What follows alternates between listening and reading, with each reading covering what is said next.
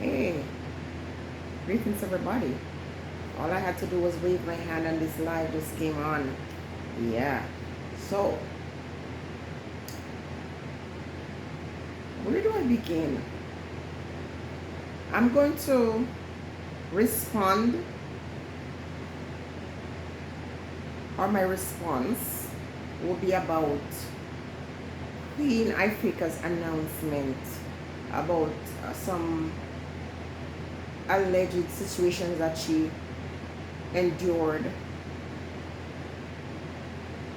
People, I am in some other places and I can't introduce you to those places except privately, because I realize when I leave track marks, they find those space and make problems.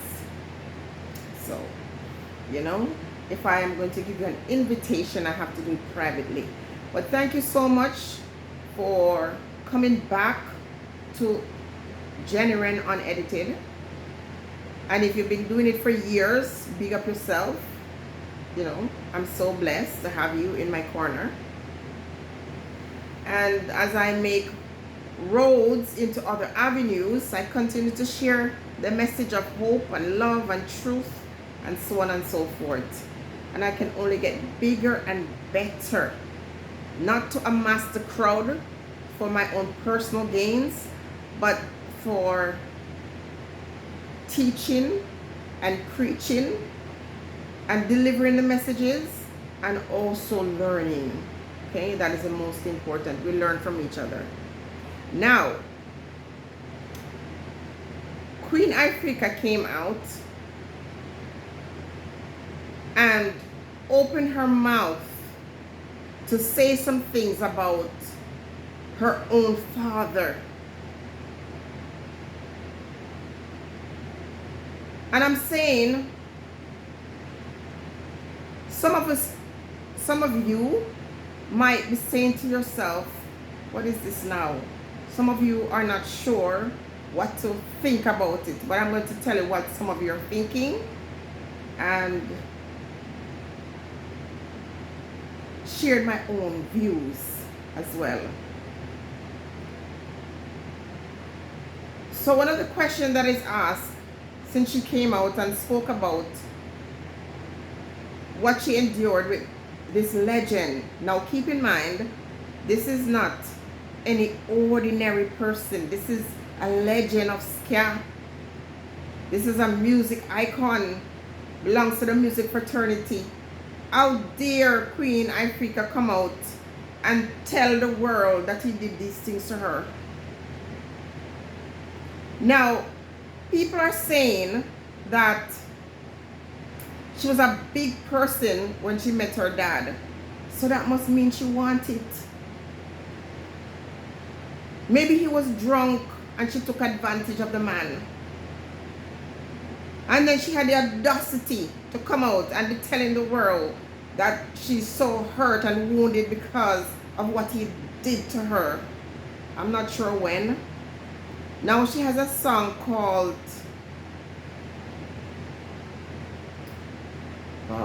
Predator's Paradise and Daddy Don't Touch Me There. What do you want us to think about this song? Or the title of those things. She was looking for attention, and she's still looking for attention today. This man, this wonderful, amazing man, how dare she come out and say these things? Now, there are a lot of men that are very angry. And some of these men are people who are on social media, who have platforms, big platforms. They'll invite him on to come and give his, side of the story. I have no problems with people given the opportunity to defend themselves when someone level accusations against them, right? But the thought that we as women could side with Queen Ifrika when she made these allegations against her famous wonderful father is preposterous. How could she expect us as women, as Jamaican women, to side with her to talk about someone who we can say is a predator based on what the story she shared? Queen Ifrika is looking for attention because she's not famous enough. The same Queen Ifrika that made all this beautiful music, that has stand up on her square for so many years, that has defended herself against, all kinds of injustice, that opens her mouth and speaks freely. That same Queen Ifrika is now speaking on her father's name and exposing something that, according to many, never happened. That could never happen in Jamaica. Jamaican men do not prey on little girls and little young women that as soon as their, parts start to pop, they don't look at them. These men are so respectful. These musicians are so wonderful that, when the women enter the music space, they, take care of them. They don't groom them. They don't groom boys or girls. Jamaica is a society where, nobody gets violated physically, mentally, socially, financially, spiritually. Nobody. It's a perfect space. We have so many churches per square mile. And let's not talk about the churches. Their pastors are so honorable.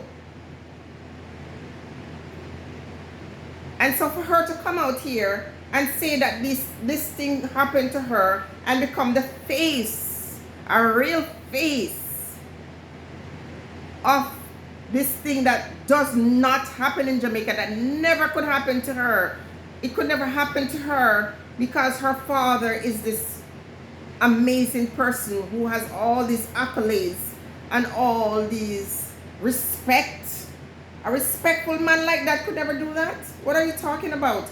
All the people who are able to come out and expose the ones they say have violated them in the worst way, they're all lying. Could never happen in Jamaica. And if it does happen there, it's only people who are poor and hungry can do these things. Not some famous person, not some wealthy person. You see, I'm trying to figure out why she doesn't go and make music and start making trouble with people. Listen, you see these arguments that I've presented so far? Almost 8 minutes worth. This is the reason why young people, boy and girl alike, do not come out and expose these predators. This is the reason why Tanya Stevens did not name the person who violated her. We are talking about a predator's paradise, Jamaica.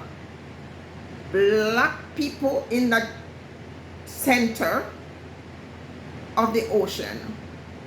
One of their deepest and darkest secrets. And here's the thing that is most dangerous. You see, when men go in pursuit of flesh, when men have weaknesses and they, allow their weakness, and I'm not saying weakness to justify it, I'm just trying to censor my words here. When these men who operate on the lowest frequency, when that spirit, that serpent spirit that's attached to them wants to be fed, they look for the most vulnerable, which means the youngest ones among them. And boys and girls are not safe. Okay? We know, and some of the ones that are coming out to say Queen is lying and this, that, and the other, and trying to shame the victim, that is why so many people have so much stories to tell 10, 20, 30 years after the fact. They are ashamed to come out because just the fact that they had to endure that, it brings on a certain amount of shame, and no one is there to remind them that the shame that these women or boys have felt over the years has nothing to do with them. They're not supposed to feel ashamed. It's the persons who did it to them who ought to feel ashamed. That's society where it doesn't matter how dignified the woman or the man seems. You can guarantee they're going to justify the things that these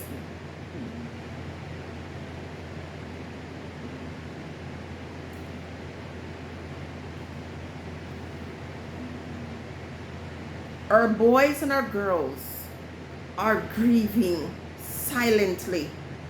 And even when they're adults, they're afraid. Now, if she came out and said somebody popular and famous had done this thing to her, they'll be saying to her, call names, call names, call names. And when she called name, look what happened. That's what they were doing to, Tanya Stevens. I'm so glad she called the names, because guess what? That is a part of the healing. I'm so glad that she named names for those who are living in silence and hurting so badly. Even if they don't have the courage to come out and say names, they at least feel like I'm not alone. And somehow she has sown a seed in these ones who are suffering in silence. Because at least they're saying to themselves, maybe I'm not in an environment where it's safe for me to come and say my truth, but at least I know I can one day. And somehow that is going to offer a certain level of comfort to these ones. I've shared before, 7 years ago, 8 years ago, I shared a story of my experience with young people who come to me and talk about their fathers. Not strangers, their fathers, their brothers, their uncles. We see it all the time. But I don't know if it's denial or just sheer wickedness in our people. And what bothers me is not men taking up for each other because they have to. Some of them know that their hand is in the sugar jar, or their hand is in, that SH word. So they have to come out and defend. When you see men coming out to rush out to defend these kind of people, it's because they're guilty too. And the women, what a disgrace. Some of them know that their husbands, their sons, their uncles, their brothers are doing these things to their own loved ones, and they protect them. I'm hoping that some other individuals who have experienced that, because it happened to his daughter, it happened to Queen Ifrika, but I guarantee you there are so many more individuals who have their own story. I'm choosing not to name his name here because, people who have money, they feel like they can get away doing anything they want with their money, and they're coming out to threaten you or intimidate you or whatever. As I said, there's always two sides to the story, but I believe Queen Ifrika. I believe her. I believe her. She's telling the truth, and I don't care what anybody says. Queen, if the entire Jamaica and the whole world is not with you, I am supporting you. You have no reason. The telltale sign is a hurt that you feel are feeling inside, and having to live with that kind of disgusting thing for all these years to protect the person who did you wrong. Our people are always asking us to love and protect the ones who trample us under their foot, who take our freedoms and our rights. This is why our group is not accelerating at the same level as other groups, okay? Because we don't know when it's time to come together and to drive out those horrible ones from our midst, to expose them, to run them away. We protect them, we shelter them. And the people who are willing to protect and shelter those kinds of behavior, obviously, are going to introduce more of that to our people. Women, I see women coming out to justify some story that Queen is lying. Why? What does she have to gain except resentment or hatred from people who don't want her to expose the truth? Why would she come out and say all of this? And, people telling her to go and make music. I'm saying, what music? She didn't have to make another music. She has some classics. And she was telling her story for a long time. And now that she said, listen, this is my story, without saying it. She didn't say it before. But most artists, when they make music, that music is like the art imitates life. They're messengers. A person like Queen Ifrika is a messenger. And to think that women would come together to side with these types. These are the same women in their household. They're seeing their sons doing these things. Their sons do this to young women and they ship them off to live somewhere else. Or they get the biggest lawyer to defend them and free them. And to continue that vicious cycle. But it's time for women. And I'm not talking about the ones who, obviously the ones who are supporting these men. First of all, they're wounded. They're scarred. A lot of them too are individuals who have been deflowered by family members, by people who are close to their family. And, they're angry with the other women who have the courage to come out and speak because they don't.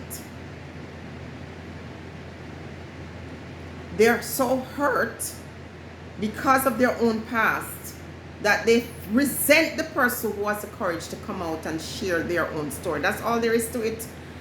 Because as a woman, I would say, oh, I wasn't there, I don't know. But even though I don't know, I can stand with a sister to allow her to speak her truth, to allow her to heal, to allow her to do something that is going to allow her to step out of that place where she feels hurt, where she's devastated, and step into another journey of healing. What is wrong with that? Yet the same Jamaicans, when they said Cosby did all these things, they asked no questions. He's a rich man also, and they believe that because it's outside of their space. I guess I can admit that he's guilty of that, but in my space, in my Jamaican space, we can't say. And here's the thing too, for some reason, rich people are exempted. And if you're beautiful, in the worldly sense of the word, you're exempted. If you're poor, you live in the ghetto, you're guilty. If you're a bad man, well, maybe you can join the line of the not guilty. I don't care if this person is guilty in the court of law or on social media or public opinion. I'm standing with my sister. And those of you who came here and was liking this video because you were saying those things, you should be ashamed of yourself. I don't even want to say I got you. You know what? You need God. Yeah, you need therapy. You need healing. There's no way I would come here and agree to all those things I was saying earlier. It's sickening. And it's very sad. And as women, I'm ashamed of you. And you should be ashamed of yourself. Queen, I stand with you, stand in support of you. I don't care what anybody says. I don't care what none of these long-tone men have to say about you, because I see a few of them, they hate women. They're misogynist. It's a big thing in our country. Yeah. I'm going to rest this one right here. Thank you for watching. Thank you for sharing. Thank you for liking the video. Thank you for always sending me your love and your support. And I ask you guys, go over to Queen Ifrika's page and spam the comments with "we love you, we know you're telling the truth, we are with you." And I hope all the other girls who've had that experience will come forward and tell their truth. It's time for us to chase them out, run them out of their hiding.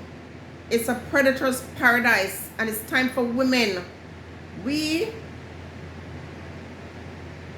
give birth to the nation, and no man who has no self-control, who is wicked enough to force himself on his own child, does not need protection, and certainly will not get protection from me. This is why I'm going to stay in the minority. This is why, I'm not going to be a big vlogger. This is why I'm not going to receive accolades. because I speak the truth, and it's important for me to do so. Stay blessed, everyone.